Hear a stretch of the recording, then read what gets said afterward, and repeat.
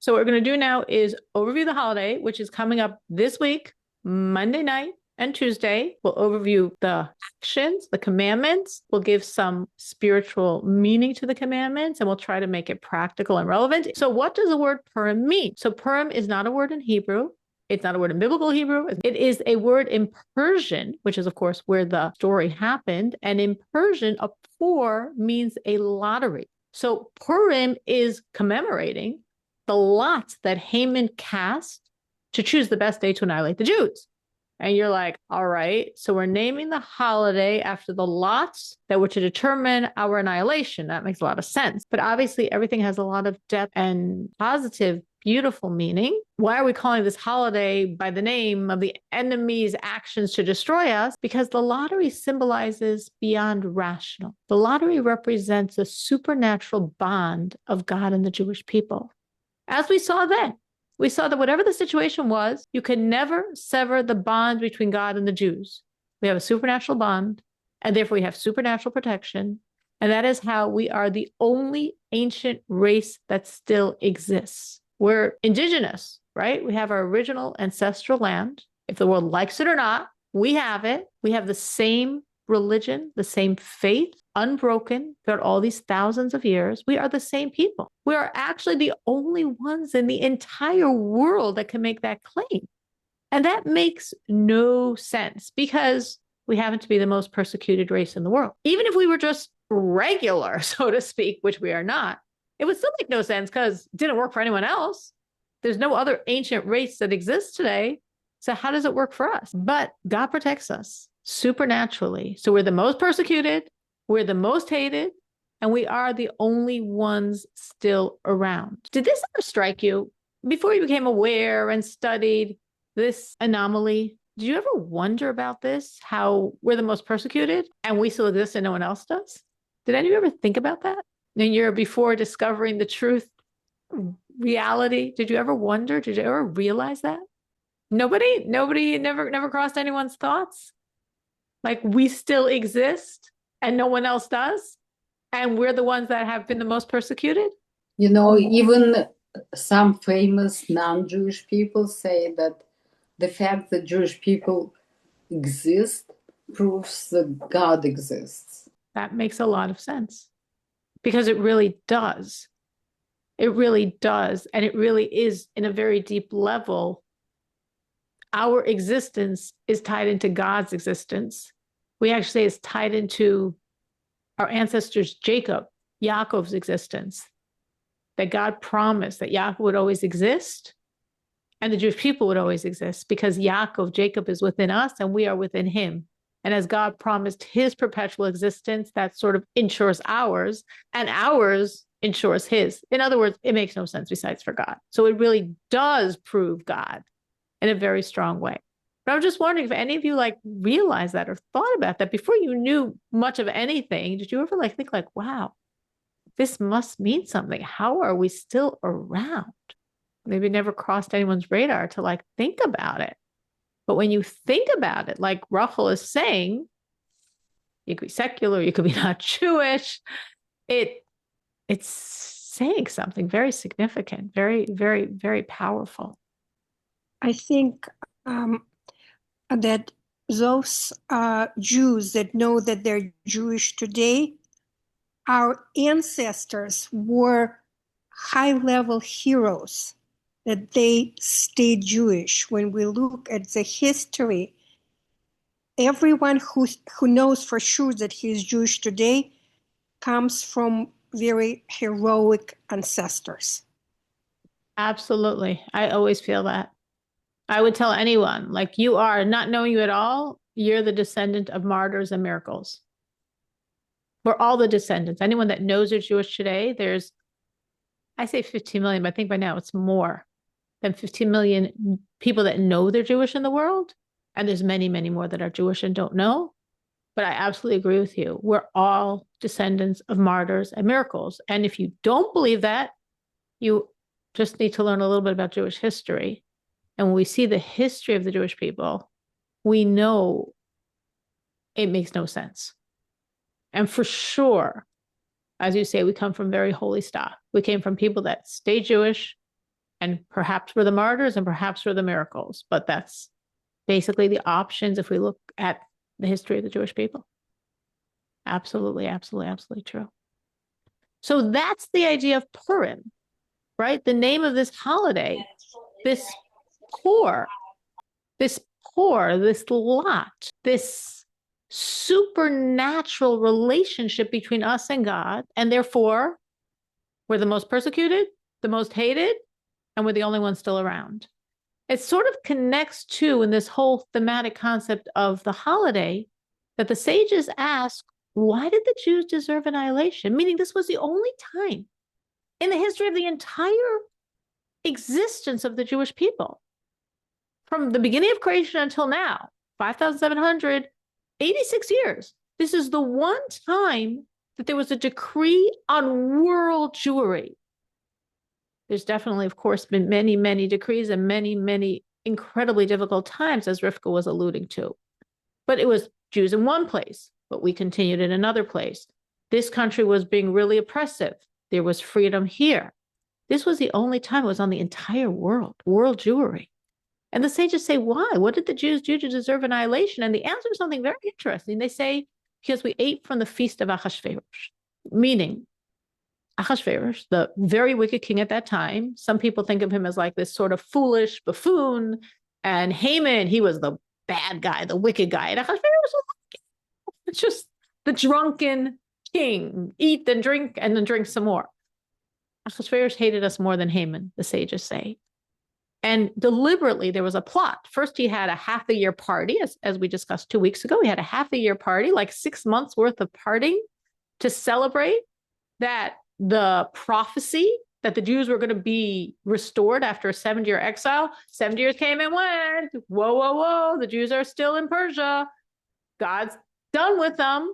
And then just to make sure, after that 6-month party, there was a 1-week party where the entire city of Shushan, the commoners, 6 months was the nobles that were just drinking and getting plastered for 6 months. It's 1 week of the common, and we're so beneficent and loving and generous, open-minded people. We're even inviting the Jews, which was, of course, the whole reason for that 7-day party, was to invite the Jews, because Ahasuerus and Haman knew that the Jews come to the party, they're rejecting God, because God's rules, according to God's laws, you are not allowed to go to such a party, even if you don't eat, and even if the food and drink is kosher, let alone if you eat and drink and the food and drink is not kosher. And if the Jews would come, then God would surely reject them, and then they'd be stuck in Persia forever, diabolical laughter. And the leader of the Jews at that time, Mordechai, warned the Jews, and he said, don't go, don't go, don't go. Oh, come on, you're so old school. Some said, we're not going to eat or drink anything. The king's inviting us. We're special. We're important to the king. We're going to refuse his invitation. That won't look very good. And others said, Mordechai, the king said he's preparing kosher food and wine for us. We're so important. We're so honored by the king. He's making kosher food and wine for us. We're not going to go. And some, of course, went with intention or not being honest with themselves, but ultimate intention. It's the king's palace. It's the king's food. It's the king's wine. I'm going to pass up on it just one night. And all of them were wrong. And all of them sinned. And all of them, yes, did something going against God and going against God's emissary in this world, the leader of the Jewish people, as we would call it, Rebbe of the Jews, of world Jewry, Mordechai. But that still doesn't seem to seem. You could still say, and for that, they should be annihilated. I mean, it was bad. We get it was bad. We get it was forbidden. But annihilation? So the Rebbe says, it's not specifically the transgression that's causing the annihilation, that decree. It's rather the point the Jews were saying to God. The Jews were saying, well, yeah, God says no. They understood God says no. I mean, they sort of accepted that God says no. But, here comes the big but, Ahasuerus is very important. He's the king. He's inviting us. He likes us. He's honoring us. And we're going to reject that. We're going to say, no, Ahasuerus, we're not interested. Like, our antiquated laws don't allow. Like, come on. He's even providing food and drink for us. We don't want to get the king upset with us. I mean, for sure that overrides some like little laws here. And God said, oh, that's what you care about? You care about Ahasuerus liking you? You care about the king accepting you? You care about being accepted like everyone else? Fine. Be like everyone else. You don't want me in my protection? You want Ahasuerus in his protection? Go for it. And God removed his special, unique, divine protection. And then the decree of Haman and Ahasuerus emerged. So when we're doing what God wants, we could say, oh, it's so difficult. We can't be like everyone else. So to speak, we're not allowed to go to the party. Everyone's going to the party. The king's promising kosher food. It's such a pain, such a restriction. And we're missing the boat of understanding this is our super special, unique protection and privilege. And in our lives, sometimes we can feel limited by God's laws, by our Jewishness. It's our protection. It's our privilege. We're not like everyone else. That's the message of Purim. We are not like everyone else. We are God's people. So we got the message. Now let's talk about how we celebrate. What are the laws? What is God asking for us to enjoy and celebrate and take advantage of this incredibly special, powerful day? So there are 4 commandments of the day, plus other laws. I'm going to highlight them. I'm going to try to go briefly through the technical end and through some of the spiritual insight. Please stop me at any moment. If I just keep talking, just start talking because I really want to make sure if anyone has any questions, this is this coming week. This is practical. I want everyone to know what they need to do. All right. So the first commandment of the 4, I'm saying this first in terms of time order, is listening to the story, what we call the Megillah, the scroll. This is the only commandment that we do twice, meaning there are 4 commandments, and the other 3 we only do once by day. This one, hearing the scroll, we do twice, uniquely, by night and by day.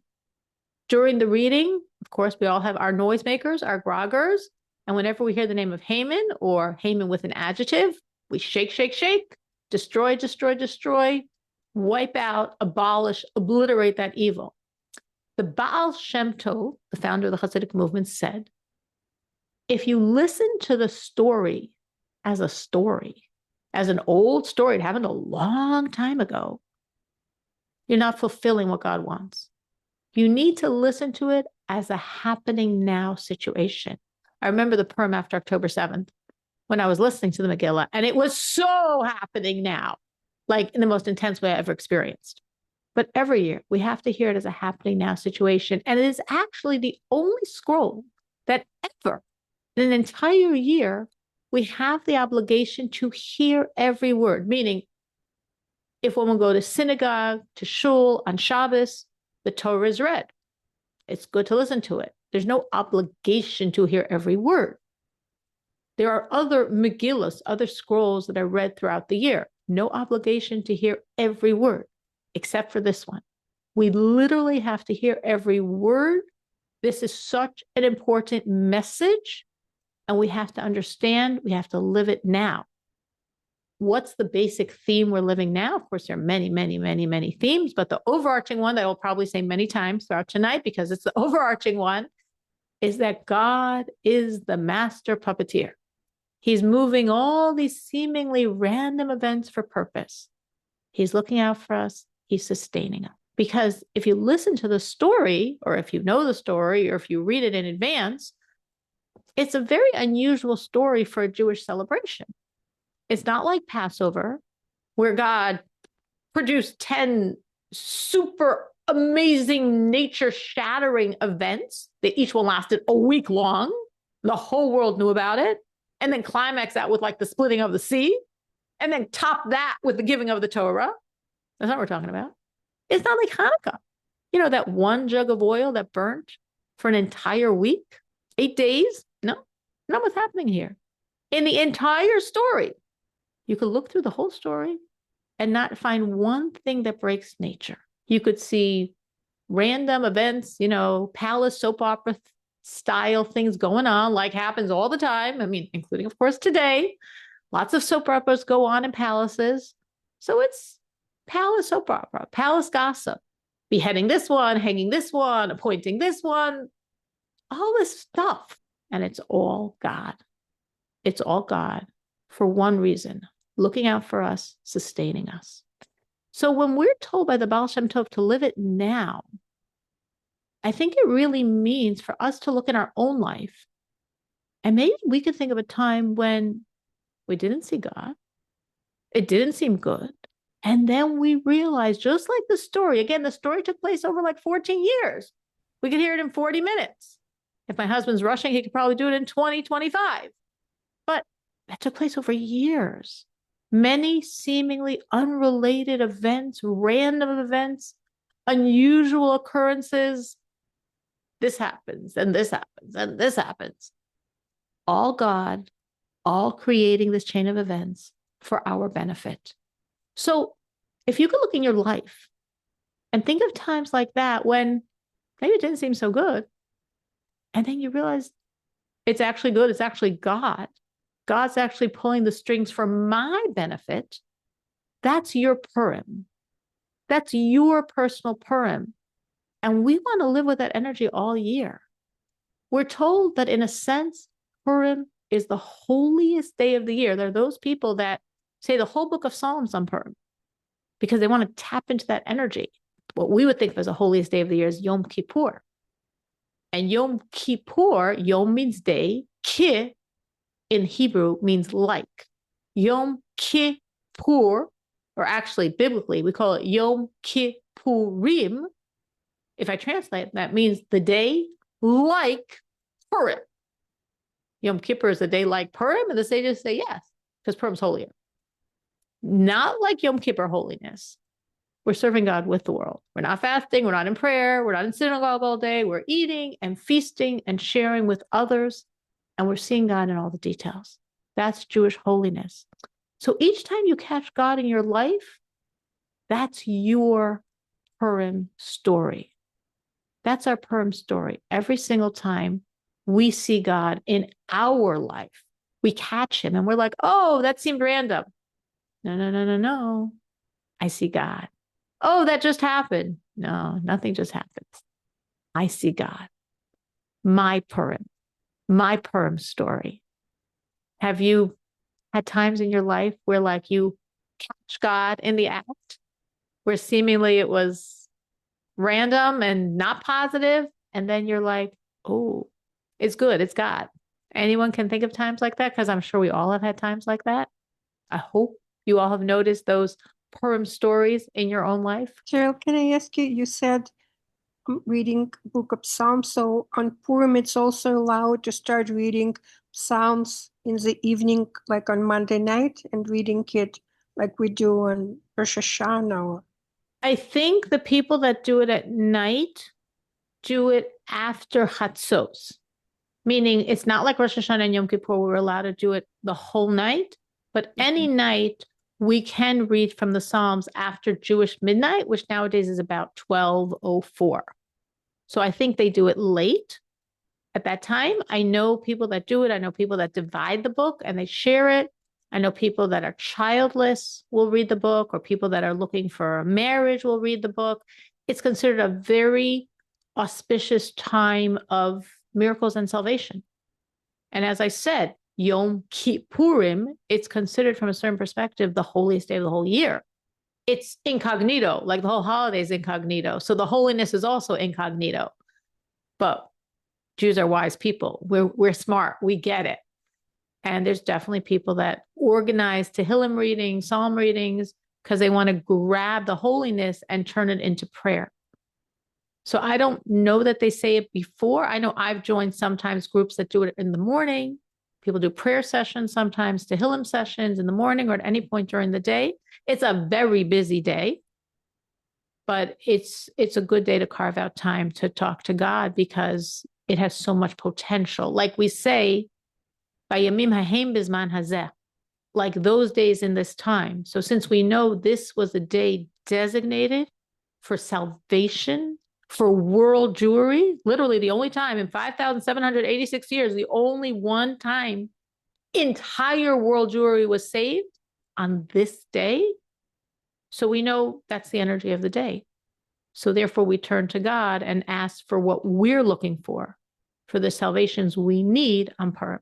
But I'm saying, because it's so busy and distracting, if you want to do it, a lot of times you have to like think about it beforehand and figure out when you're going to carve out that time to say Tehillim Psalms, to pray, to turn to God, and to make it tap into that holy energy. Anyone else? Any other questions? All right. Remember to please feel free to ask, because I know I'm going straight. Okay. So the first thing we said, the first of the 4 commandments is hearing the story called the Megillah, the scroll. As we said, you got to listen to every word. You don't understand it, don't worry. Just listen quietly to every word twice, by night and by day. In Chicago, the day ends about 5:40.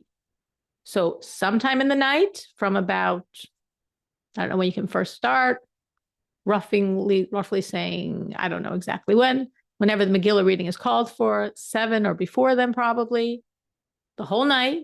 And then by day until ending at 5:40, listen to every word, make noise when you hear Haman's name with an adjective. We want to obliterate that evil and try to internalize the message, living with the times that I've got Purim in my life as well. And when I see God's hand pulling those strings, that's my Purim. Something else we do on the holiday is we recite special thanks in our prayers and in the grace after meal. It's called the Al Hanisim prayer, similar but not the same as we say on Hanukkah. So we pray on Purim like every day, 3 times a day. By evening, morning, and afternoon, in the Amidah prayer, we add that insert for the Purim holiday. And if you would have a meal with bread that you definitely have to have at least once to fulfill your mitzvah obligation, or any other time, if you want to eat bread 3 times that day, when you say the long grace after the meal, we add the same insert, praising God, thanking God. During the morning prayers in synagogue, in shul, there's a short Torah portion read regarding the war with Amalek. Amalek is Haman's tribe. Amalek are the Jew haters. You know any Jew haters in the world? If they're called Hamas, if they're called Hezbollah, if they're called Iran, if it was Saddam Hussein, if they're the Nazis under Hitler, they all have Amaleki blood in them. The Jew haters, that's Amalek. It's a biblical commandment to wipe out Amalek and to remember the evil Amalek did to us. We fulfill that command in connection with Purim because Haman is an Amaleki. He's a descendant of Amalek and he lives up to all the evil and Jew hating of that tribe. So it is literally a biblical commandment. It's on women and men.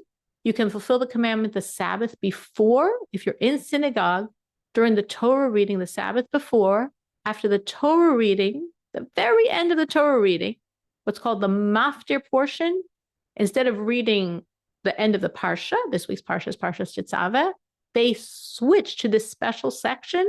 Listen very carefully. Again, you have to hear every word, and you should really are being intending and focused on the hatred and the annihilation of all Jew haters of Amalek. If you do not do this the Sabbath before, you can do it on Purim day. If you go to synagogue during the time of the services and hear the Torah reading, that's the Torah reading. And again, same idea.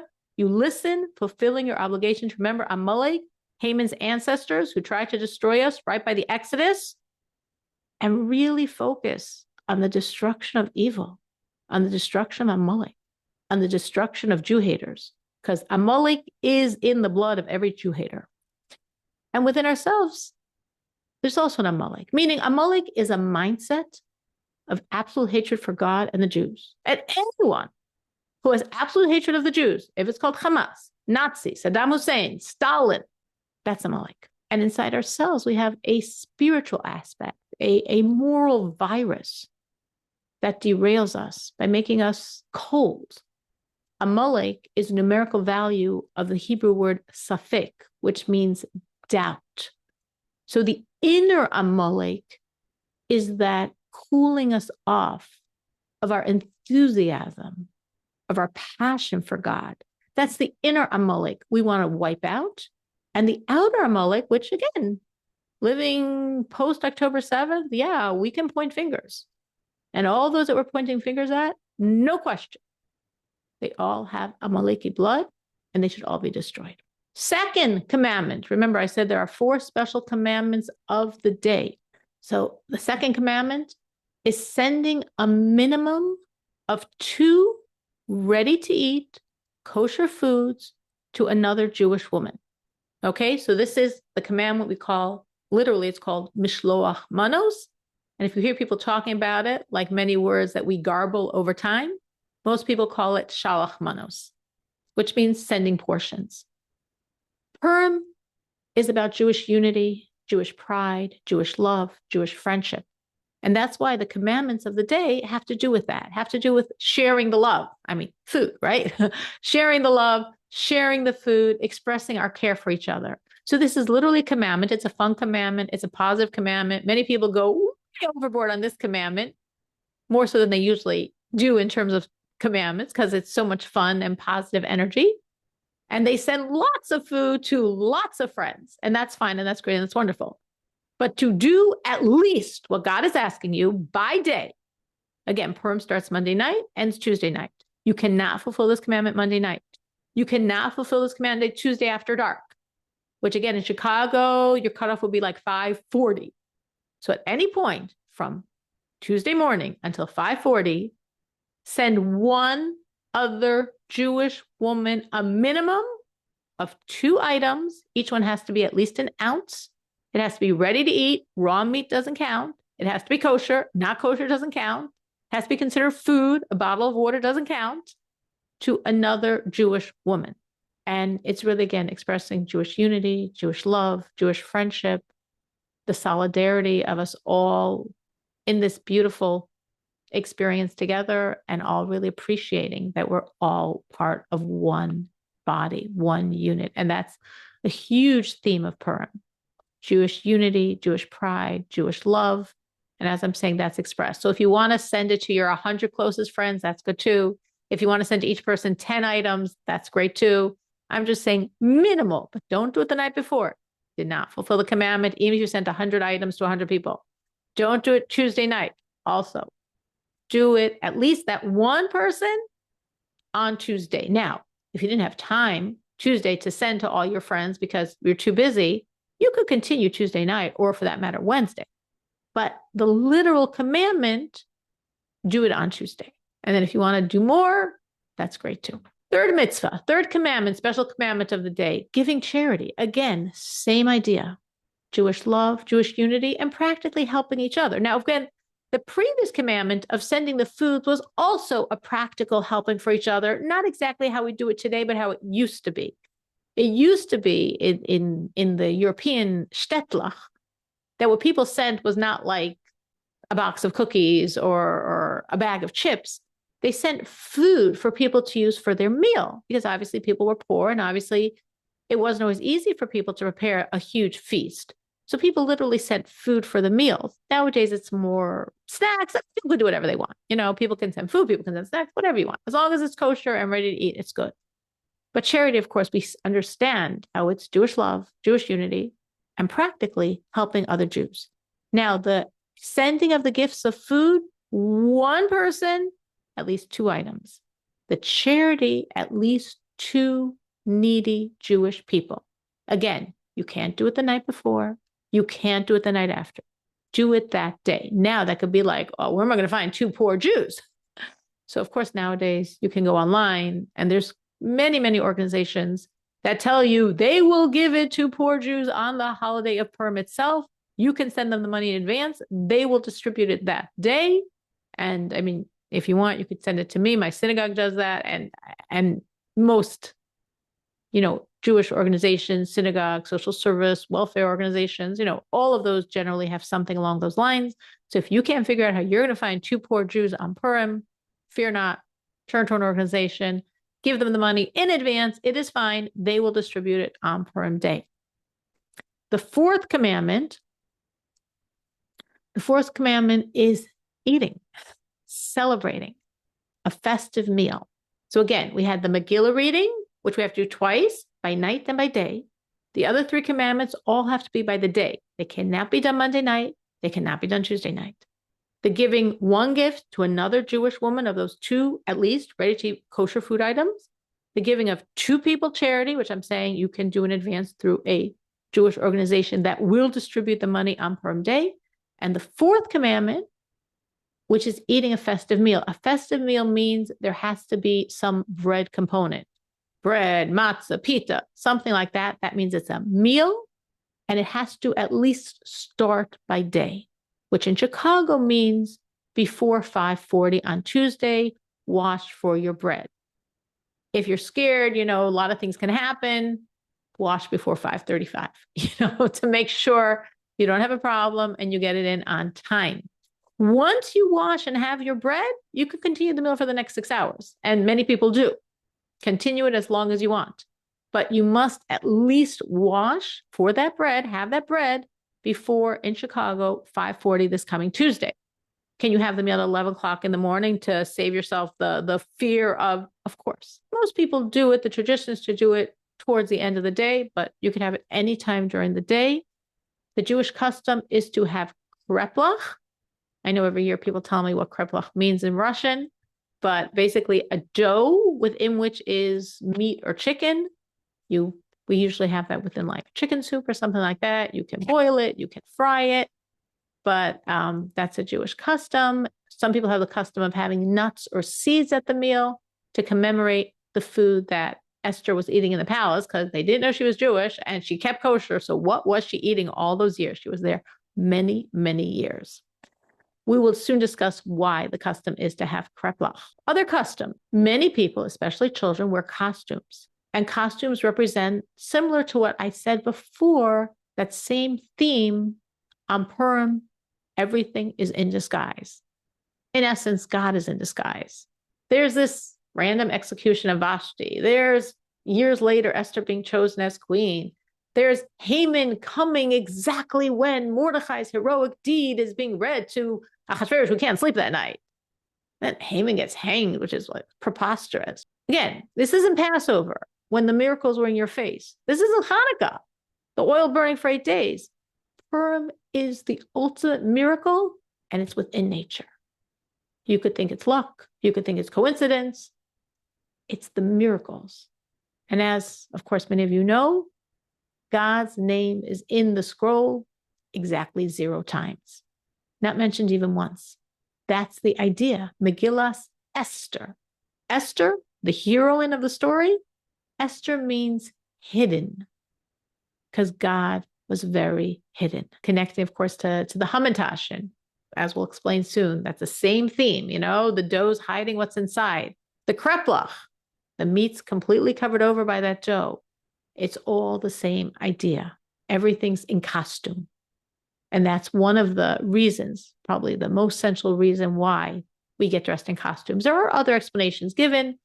The Talmud says that the Jews were pretending to be what they were not, because in the beginning of the book, the Jews were acting not Jewish, so to speak, un-Jewish. And God was pretending to be what he was not, because God was pretending he was going to destroy them. So the Jews were pretending not to be so Jewish. God was pretending not to be this benevolent God. So we too pretend to be something we're not, someone else. And there are other explanations given as well. But that is the custom of the day. It's not only frivolous and fun. There is a depth of meaning behind it, and it's not taking from any other source, but this pure Jewish theme of what really Purim is about. And for the same reason, we have Hamantashen, right? Those triangular pastries filled with, Russians, of course, love it with poppy seeds or with jelly.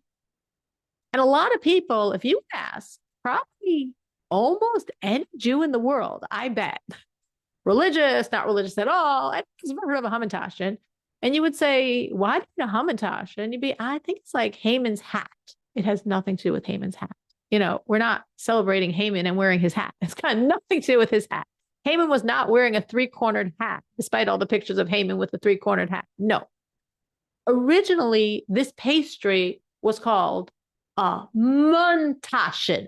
Tash in Yiddish means a pocket. Mun in Yiddish means poppy seed. So muntashen means a pocket full of poppy seeds. Just as like Sudas Shlishis somehow became Shalashudas, and Mishloach Manas became Shalach Manas, muntashen became Haman. Hamantashen, like Hamantashen. No, because then people think it's Haman. No, it's not after Haman. It's after the mun, the poppy seeds. And again, nothing's random. These pastries symbolize what we've been saying this whole night, the nature of the Purim miracle, right? The string of coincidences that saved us from annihilation. And at the end, you can see God and see the miracle. So that's a hamantash. Now, again, nowadays they make them in different ways. But the original hamantashen, muntashen, was plain dough, a tash, a pocket, filled with something very sweet, a true flavor hidden inside. The sweetness is under the cover, like our lives, haphazard, random, no system, no direction. And under the surface, there's the sweetness directing our lives that we don't always see. Purim, we see it. So Purim reminds us that coincidences are not coincidences, that there's nothing random, that we're still in the middle of the story, so we don't always see the full picture. But it's a hamantash. It's a sweet story.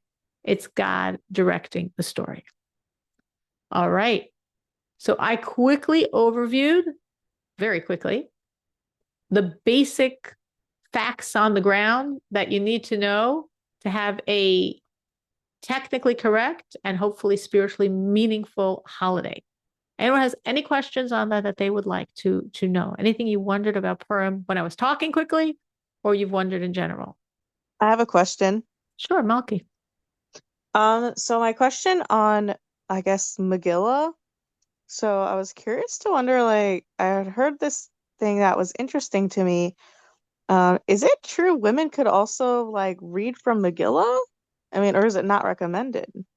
A woman could, if there was a gathering of only women, a woman Yeah, that's totally what I was could. wondering. 100%. Anyone Okay. could read from the Megillah. I think my husband one year when he was very young, like just bar mitzvahed, I don't remember what happened. I think he had like a massive headache or something. I don't really remember the story, but he like fell asleep, missed the Megillah reading. And I think somehow he went to synagogue and opened the scroll and just read it himself to himself. Oh, You know, like wow. anyone can read from the Megillah. Of course, for any of us to read, we have to practice. We have to know the vowels because the vowels aren't written in the scroll. Mhm. We ideally would know some of the cantillation, but yes, technically 100%. Every one of us is obligated in Megillah, and therefore any one of us could read the Megillah. Absolutely. Anyone else? Any other questions? I have a question. Is as the fast of Esther a mitzvah also? Yes, I was going to talk about the fast of Esther, and somehow I guess I forgot. I'm sorry. The fast of Esther is a mitzvah. Now, when I talk about the 4 commandments of the day, that might have been confusing because I spoke about Jewish laws, like you have to add in the prayers, the Al Hanisim, you have to add in the grace after meal, the Al Hanisim, the biblical commandment to remember and annihilate Amalek. There are many laws, but those are the 4 commandments of Purim. So the fast of Esther is not one of those 4 commandments of Purim, but yes, like many other ways we serve God, it is a commandment. It's a rabbinic commandment. The only biblical fast is Yom Kippur, but we have 5 rabbinic fasts, 4 in connection to the destruction of temple, and 1, the fast of Esther. The fast of Esther is a fast that begins the morning of, so it's Monday morning, and it ends at night. The custom is to continue the fast until you hear the Megillah reading. If a person is too weak, they could definitely eat or drink after the day has ended, but ideally not something which is a blessing of mizonot or hamotzi, but like a fruit, a cup of water, a vegetable. After nightfall, you haven't yet heard the Megillah, but already the fast would have ended technically for you. You could eat or drink then. The reason for the fast is, it can be explained on various levels. Lubavitch Rebbe brings out a very interesting concept because the fast is on the 13th. And on the 13th is actually the day the Jews were supposed to be annihilated. Meaning when Haman, again, Purim, the lots, random, beyond nature, beyond thought, like we said in the beginning, that beyond nature bond between God and the Jews, which is how we're still around today. When Haman picked those lots, the month of Adar, the 13th of Adar, even though he was killed, right? Haman was hanged. He was hanged Passover time. 11 months later was a decree of annihilation, which actually expresses how special the Jewish people were and how amazing Mordechai was as our leader at that time. Because the Jews at this time were considered spiritually on a very, very low level. That's why they went to the party. Mordechai said, don't go, don't go, don't go. Oh, Mordechai, you're so old school. You're so old fashioned. You don't get it. The king of the whole world, Ahasuerus, he's honoring us. And we're going to say no. So they were obviously on a very low level that they didn't keep God's command because it's forbidden according to Jewish law. They didn't listen to Mordechai, who was clearly saying, don't do it. And they went. Some went and didn't eat. Some went and ate the kosher food and wine. And some went and had the non-kosher food and wine. And all of them were wrong. But they were on a very low level. And yet, these same people, for literally over 11 months, because the story came out in the beginning of the Jewish month of Nisan, the month of Passover, the decree was in Adar. Talking about over 11 months later, Haman's gone, but Ahasuerus, who was terrified but hated the Jews even more than Haman, somehow could not figure out a way to rescind the decree. Somehow he couldn't figure it out. And the decree was standing for over 11 months.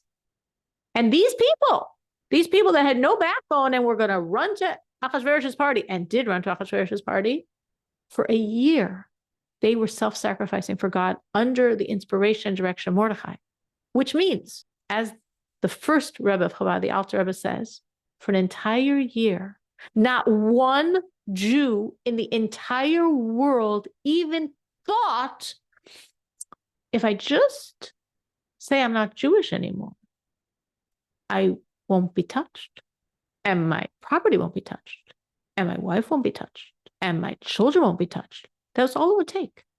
You're not Jewish, the decree's not on you.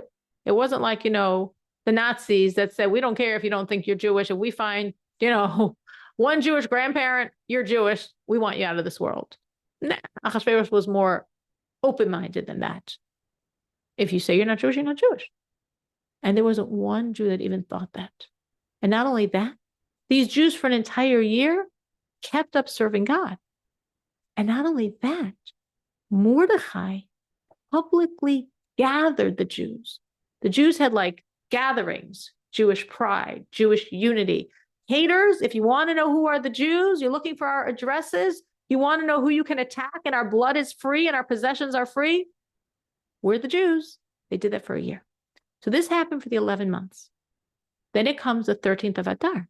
Now the 13th of Adar, again, literally was a day that the original decree was still in effect. And every single person in the world was known. Jewish blood is free. No police force are going to stop you. Kill whoever you want, and you can take all their possessions. And therefore, every single Jew in the world had to fight to defend themselves. And of course, God gave us miraculous powers because even though you'd think people would be like, hey, the queen's a Jew, the grand vizier's a Jew, we should not do this. No, because 75,000 Jew haters were killed on that day. We didn't go attacking anyone. We killed the ones that came to attack us. 75,000. Think of the number of the world population in those days. 75,000 Jew haters tried to kill us, and God put them all in our hands. So every Jew is fighting and defending himself. And therefore, of course, every Jew is eating on the 13th of Adar because you need strength to defend yourself. The only Jew who was completely safe was Esther. She was the queen. She was in the palace. She had her royal guards, and she knew no one was going to touch her. So what did Esther do on this day? Esther fasted. She was the only Jew in the world that could fast because no other Jew could. And that's why we call it the fast of Esther, commemorating Esther's self-sacrifice for the Jewish people. As of course, after Purim, we're going to learn the book and we will understand the depth of her self-sacrifice. Even to this degree, at this point, she had the sensitivity of nobody else can do this, but I can do this. Just like I was answering previously Rivka's question about saying Psalms on the day, tapping into the energy. So Esther did what you do in a time of distress. She fasted for the entire Jewish people. And we commemorate that fast every single year. So yes, it's rabbinic, it's a law, and it's the fast of Esther from the morning until most people try to keep it until after they hear the Megillah that night. And if that doesn't work for you technically, from after night, you could eat or drink, but not something that would be considered a mizonot or hamotzi, a bread, cake, crack, or cookie, something along those lines. That we wait until after the Megillah. Anyone else? Any other questions? Okay, well, we overview the commandments. I tried to give you the basic spiritual energies. God willing, not next week. It's going to be Purim, but the week after, we will actually learn the Megillah. So we will really appreciate the story. But I thought today it would be important just to make sure we all are going to do it right and get the major points. Have a joyous Purim. As I said at the beginning, getting now a double invitation. I'm saying it at the end. I hope all the Chicagoans that can make it could come Monday night to my house. I'll put my address on the group at 7:00 to enjoy a party. Bring your spouses or partners, and we will be very happy to celebrate Purim together. Thank you so much, and have a wonderful week, a time of joy. This is a time of joy. Thank you.